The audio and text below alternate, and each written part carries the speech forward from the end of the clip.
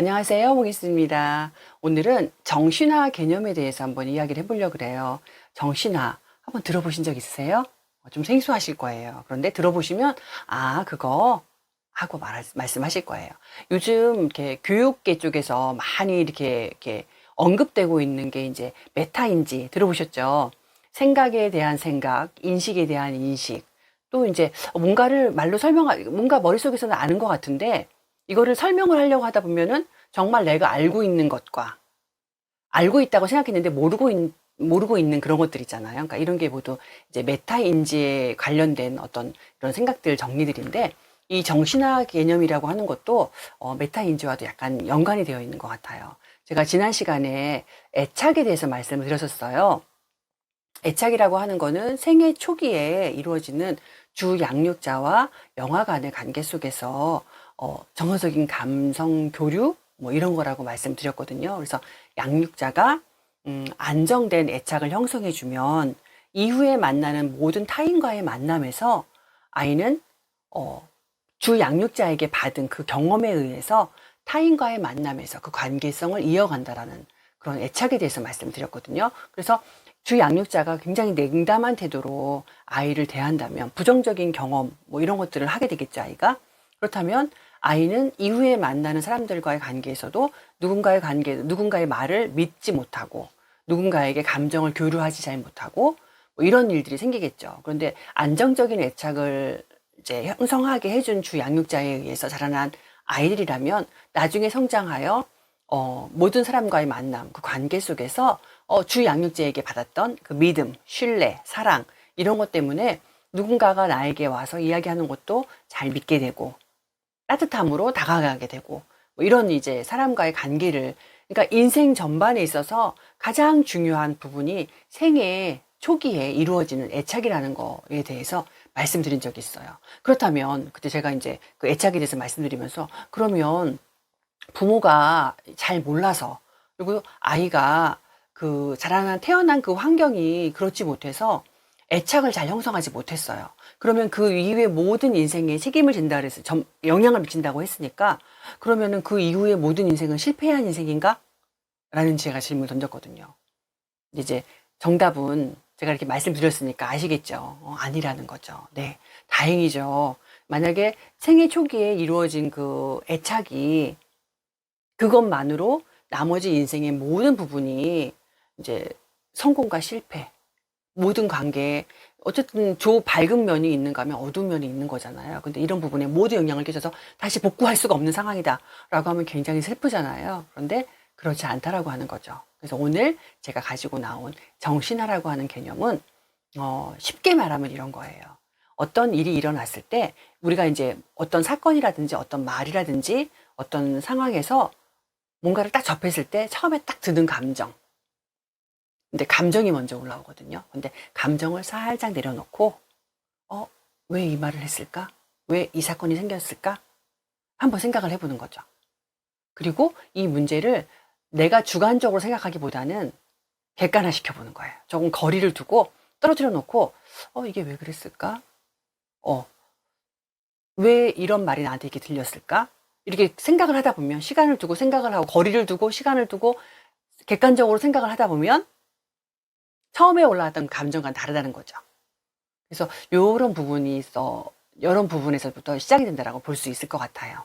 그래서 정신화 능력을 성인 애착이라고 부르는 사람도 있어요. 네. 요즘은 저희가 이제 거의 3년 넘게는 아니고 아직 3년은 채 안 됐죠. 네, 거의 3년을 코로나19 감염 시대를 살아가고 있어서 많이 사실은 억눌린 상태거든요.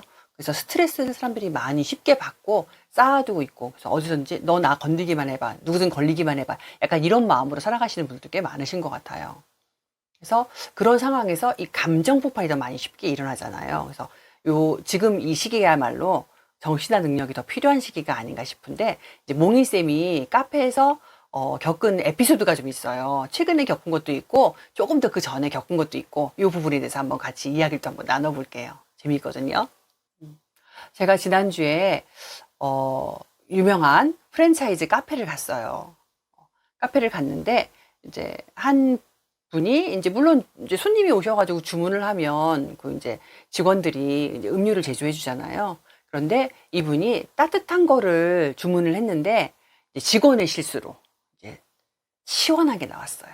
근데 대부분 그때가 제가 지금 이렇게 찍고 있는 거는 좀 시기가 있지만 요걸 찍을 당시가 아직 여름이거든요. 그래서 아직 좀 더울 때였어요. 그래서 이제 보통 대부분 아이스가 많이 나가는 시기다 보니까 이제 직원이 착각을 했던 것 같아요. 그래서 아이스가 딱 나왔어요.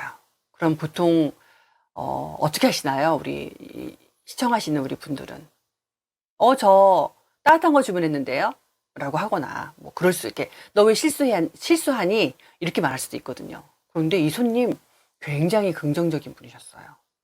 그래서 저 따뜻한 거 주문했는데요. 이렇게 말씀을 하시더라고요. 그러니까 직원이 이제 주문서하고 이렇게 딱 보고 본인이 실수라는 걸 알고 죄송합니다 손님. 죄송합니다. 제가 손님 따뜻한 거 주문하셨는데 제가 아이스를 만들어 드렸네요. 죄송합니다. 얼른 만들어 드리겠습니다. 근데 이 손님이 그냥 보통은 그렇게 직원이 말을 하면 손님이 그냥 그렇게 끄떡하고 기다리면 되잖아요. 그런데 그럴 수도 있죠. 요즘 날이 더우니까 아이스 많이 만드시니까 아이스라고 생각하셨나 봐요. 괜찮아요. 다시 만들어 주세요. 기다릴게요. 이렇게 말씀을 하시더라고요. 굉장히 긍정적이고 친절하시고 옆에서 보는 저도 되게 아름답다. 실수를 했어도 실수한 사람이 민망하지 않게 사조까지 붙여주시는 저 손님 되게 훌륭하시다. 라는 생각을 하면서 제가 얼마 전에 그 전에 이제 더 더운 여름에 경험했던 그 카페 사건이 또 기억이 난 거예요. 그때는 어떤 일이었냐면 좀 나이가 좀 있으신 분이었어요. 근데 그 카페는 손님이 직접 이제 그 직원에게 주문을 하는 곳이 아니라 입구에 키오스크가 있었어요. 키오스크에서 이렇게 주문을 하고 저쪽에서 만들어주면 그걸 가지고 이제 다 나왔습니다라고 하면 가져가면 되는데 키오스크로 주문을 하셨어요, 그분이. 그리고 이제 저보다 먼저 주문을 하셨고 저는 주문을 하고 있는 이제 하면서 기다리고 있는 중에 그걸 봤거든요. 근데 그 손님이 따뜻한 걸 주문을 하셨어요. 근데 차가운 게 나온 거예요. 근데 사실은 주문서를 보니까 이제 그 손님이 이제 뭐라고 하셨어요. 나 따뜻한 거 주문했는데 아이스가 나왔어요. 하면서 약간 좀 짜증스럽다는 듯이. 너 왜 그것도 못하니? 이런 식으로 이렇게 잘못을 책망하듯이 막 말씀을 하셨거든요. 그랬더니 이제 그 직원분이 주문서를 이렇게 한번 딱 확인해 보더니 손님 아이스 주문하셨습니다. 하고 딱 말한 거예요. 주문서를 보여줘요. 그 영수증을 보여주거든요. 주문서랑 같이. 근데 이 손님은 너무 화가 나는 거예요. 나는 분명 따뜻한 거를 원했는데 이게 아이스가 나온 거는 기계 탓이다. 너희들 잘못이다. 그리고 사람이 왜 주문을 안 받고 왜 기계한테 받냐 이러면서 막 하고 한참 동안 이렇게 속상하시니까 막 얘기를 하더라고요. 나는 분명히 따뜻한 걸 주문했는데 그 기계에서 난 저런 것도 못 하겠고 힘들고 시간도 걸리고 왜 그러냐고 여기는 왜 안 받냐고 주문을 안 받냐고. 그래서 키오스크 주문이 어려우신 분들은 창구에 오시면 저희가 따로 해드리는데 손님 물어보지 않으셨고 손님은 아이스를 주문하셨으니까 이걸 가져가셔야 된다. 그런데 손님이 나는 차가운 거 안 마신다. 따뜻한 거로 바꿔달라. 계속 그러시더라고요. 결국은 그분이 그 음료를 제조해 주신 분이 사장님이셨다면 또 그렇게 혹시 모르겠어요. 근데 직원은 그렇게 못하잖아요. 그래서 그렇게 할 수 없다. 그래가지고 끝까지 실랑이를 하고 있었어요. 그래서 제 음료도 좀 늦게 나오는 거예요. 그래가지고 그때는 제가 이제 지인하고 같이 갔었거든요. 저와 지인이 생각하는 게 좀 달랐어요.